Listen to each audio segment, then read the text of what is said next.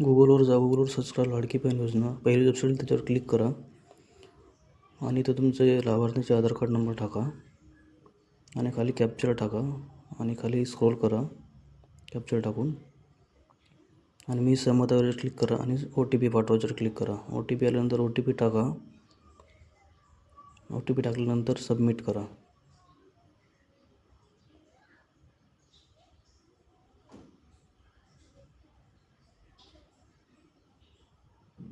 Submit करा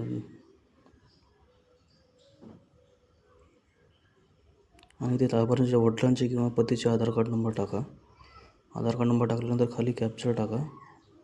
capture टाकल्यानंतर खाली स्क्रोल डाऊन करा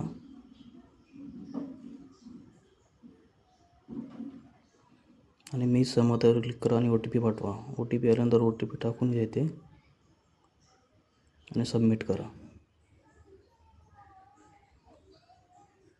आणि इथं जात निवडायची आहे, सर्वसामान्य निवडा आणि इथं दुसऱ्या नंबरला बघा होय म्हणून निवडा आणि तिसऱ्या नंबरला पण होय म्हणून निवडा आणि याच्यावर क्लिक करा आणि सबमिट करा. बघा सक्सेसफुली KYC झालेली आहे. होईपर्यंत सकाळी 5 किंवा 6ला KYC करा म्हणजे लवकर होईल आणि OTPचा प्रॉब्लेम नाही येणार.